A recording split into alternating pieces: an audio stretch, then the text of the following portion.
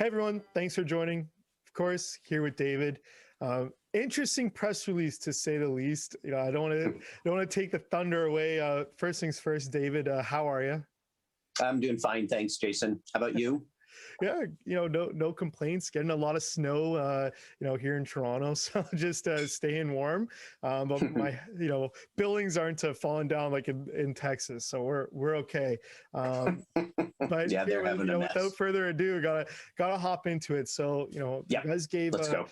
an update, really for your challenge experiment. Do you want to kind of give a little intro for what happened? And of course, I want to let people know we're going to chat about the experiment in more detail, and then of course go over kind of next steps and where David sees as the next things coming. So, David, over Sure. to you. So, yeah, thanks, Jason. And I want to start off by saying thank you to everybody for all the emails and comments and questions.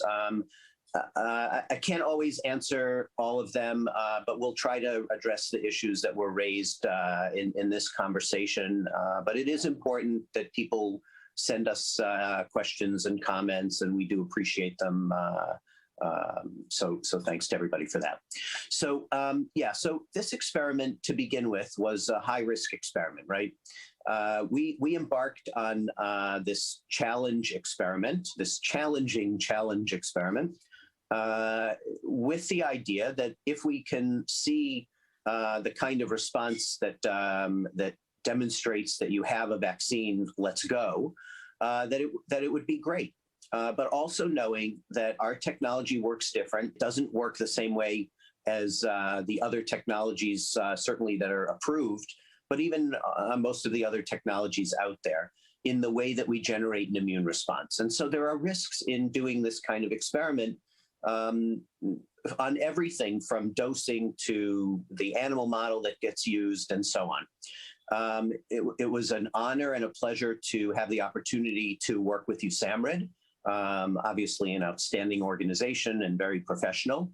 And it was a great opportunity that we were able to work with them on this experiment. So that was something I didn't think we should pass up on. And having said that, in the results that we've seen, we didn't see that complete vaccine response that one would like to see. We did see the immune response that we've seen in other experiments. We definitely see something. We see that our technology does do something. And now what we're going to do is focus on what it's doing and how do we optimize that? How do we take what our technology does and make that stand out better so that we can better understand the mechanism of action, how it works, and also better understand how to generate the kind of immune response that would be important.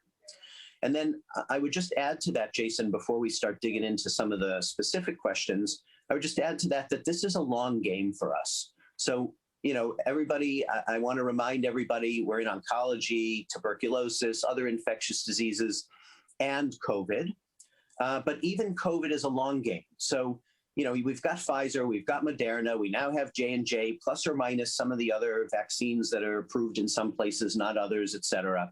There are over 200 companies in this space at one stage or another. Many are already in human trials.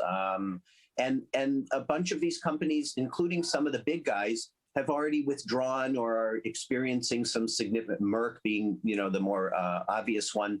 They withdrew. They're not going to pursue a vaccine.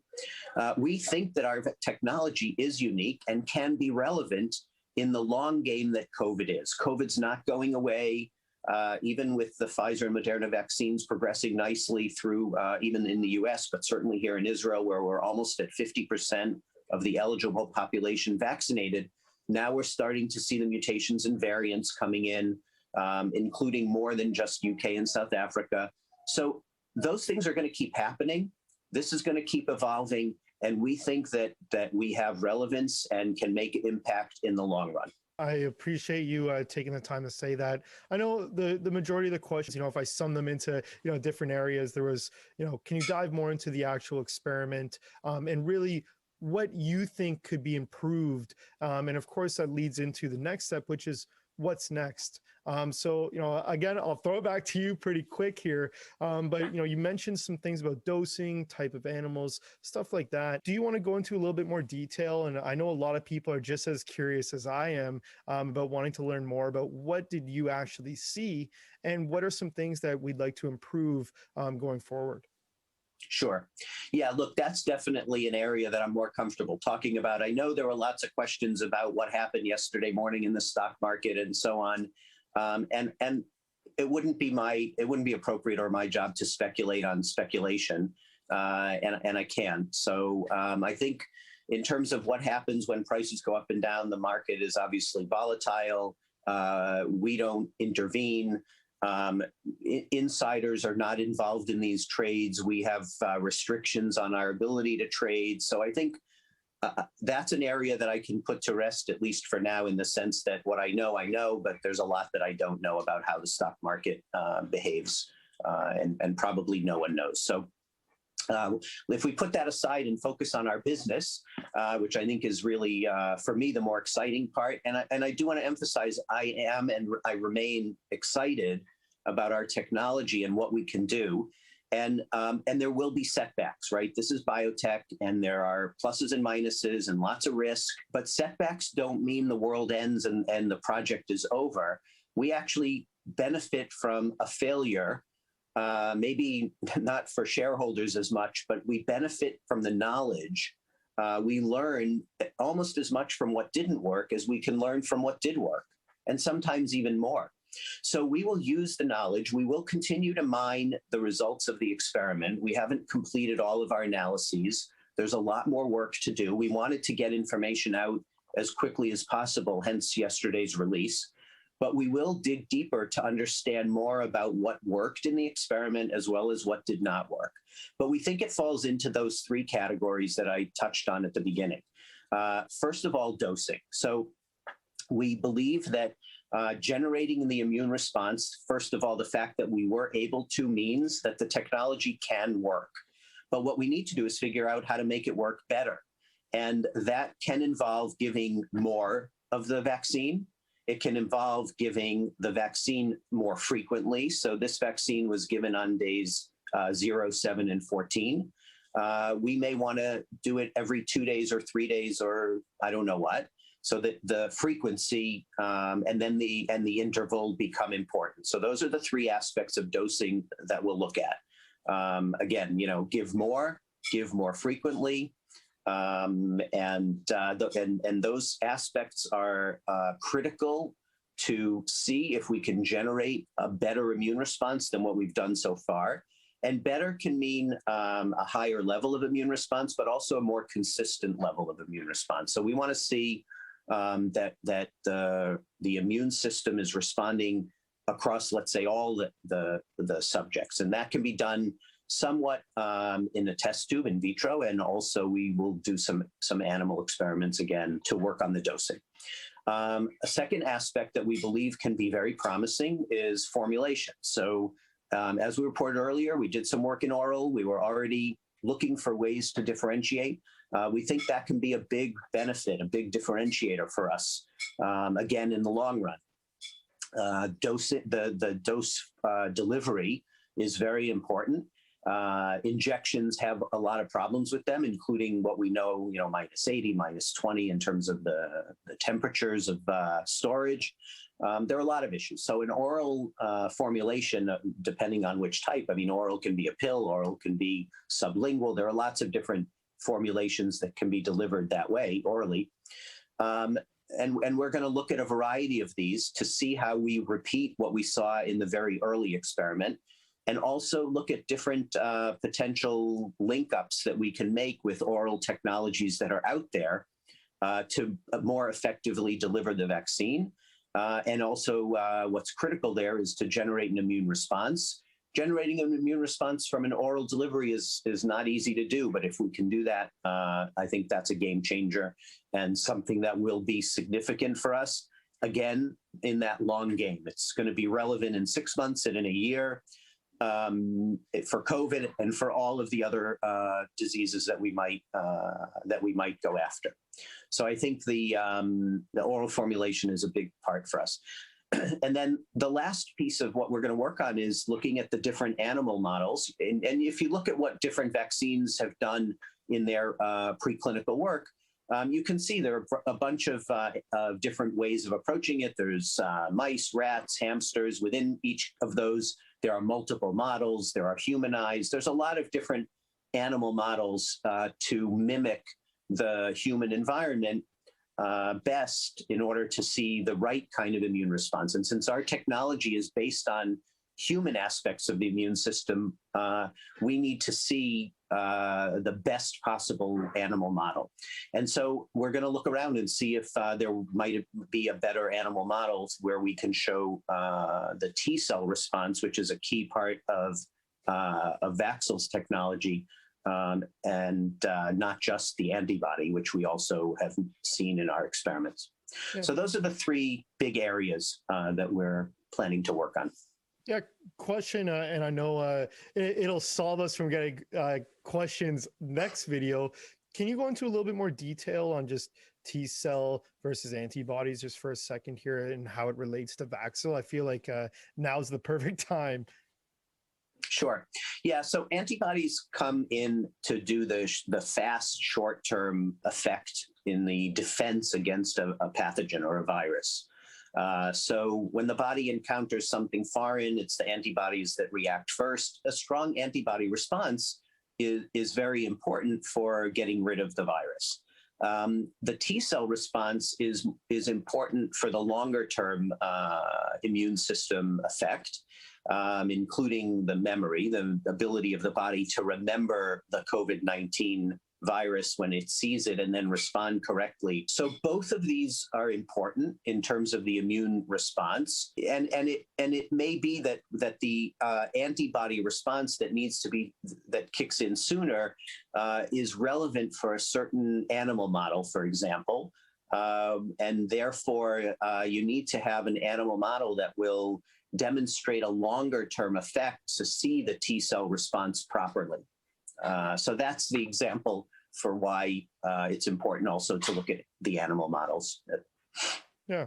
So no, awesome. Thanks for the insight. And this leads into kind of, the next stages. Of course, we're talking about emails that we both got before I hit record, and, people, is there still hope? Is there going to be more experiments? And, I'll throw that back to you, and, you can kind of go through that, of course, answer these first initial questions, and we'll get into more of the things that you guys are going to be looking at. So the simple answer to is there still hope, in my opinion, is absolutely yes. I'm still here, and I am also an investor. Our board is populated with investors, and I feel comfortable speaking on behalf of all of us that we still believe, yes, absolutely, there is hope. And again, number one, based on science, right? We have seen a response. We saw very good response in tuberculosis, for example. We've seen certainly very good indications in cancer. And I do believe that what we've seen in COVID does indicate to us that we can be effective there. What we need to do is refine our approach. We need to refine science. And science is a learning process, right? And I hope that you investors, I hope you will allow us to explore the science appropriately and give us the space to do that. And I will never promise to anyone that there will be no failures. We will have stuff along the way that we like less than we would have liked to see.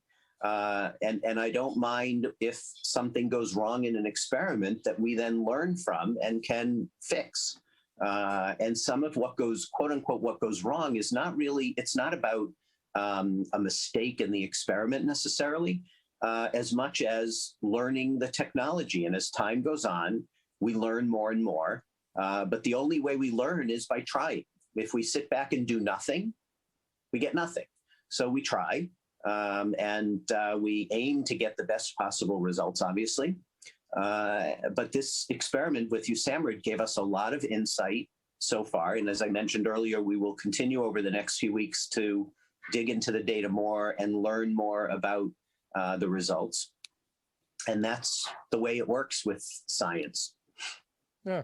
No, I think this is a great answer. I know you're getting questions around, is there any positives to take from the experiments? I think you're kind of touching on a bunch of them right now. You mentioned it earlier. You learn a lot from sometimes things that don't work compared to even things that do work. So, some good insight there. Question here, and just to kind of reading some off that I thought, would be interesting to run by you. Someone asked, without sounding too crazy, what happened to the mice? So I think I do want to say, on the sort of comments you made in the question earlier, I wouldn't say that that the vaccine didn't work, right? That's a pretty big statement. We did see response that indicates that we should continue. It would have been a very valid choice if we saw nothing to announce and say, okay, we're done. We don't have a response here. That's not what we saw. And we decided that based on what we saw, we want to continue and make another go at this. And we will continue to do that as long as we think that we are seeing a response that is promising. If at some point we see that we've run that course and it's not there, then we won't. But for now, we do see that there was a response, and we need to optimize that response. So that's where we're going with this. Yeah. No, honestly, a good answer. I know a lot of interesting questions. I know you touched on a lot of kind of extra detail, which is fantastic. Is there any other things that you got through your email you want to cover? You touched on a ton of mine, a lot of the questions, of course, about the experiment itself. Is there still hope? What's next? You talked about what you guys are looking at to try and refine going forward. Is there anything else you wanted to touch on? I'll just reemphasize, and I think this is important, at least for some of the investors. For us, we see this strategically, and it's a long game for Vaxil. Not just in COVID, but also in COVID. It's also in TB. It's also in other infectious diseases, which we continue to explore, and also in oncology, which we will continue to progress. We are not in this for some short-term blip in stock price. Our press releases are not oriented in that way. We do not issue press releases based on the calendar. I know I've written to some of you who have asked these questions. We issue press releases when we have material information to share. We believe it's the right way to do it. It's based on science, and we will continue to do that. And I do hope that we will attract those kinds of investors who are interested in that long-term approach. Have a question. Someone was asking about next steps for oral. They had here the question. So if the vaccine candidate doesn't offer protection from COVID-19, why bother pursuing the oral form?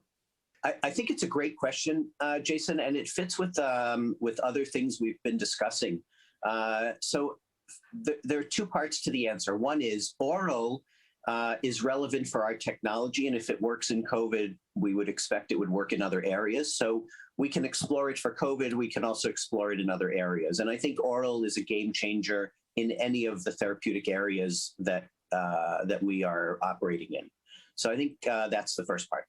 The second part, maybe more directly, is that our conclusion so far, again, we're going to keep looking at the data over the next few weeks to refine it, but our conclusion so far is not that nothing worked, nothing happened. Our conclusion is we see that something happened. We need to better understand what it is and refine our approach in order to get more out of the signal peptides than what we saw. I hope that answers that question. I think that was a great answer. I know you've touched on small parts of it in other questions too. Same thing. I know someone said here, I hope Vaxil didn't put all their eggs in one basket. And you've talked about a lot of the other areas you guys are looking at, exploring. Hey, this isn't just pack up and go home. You guys are still here looking at it for the long term, which is great.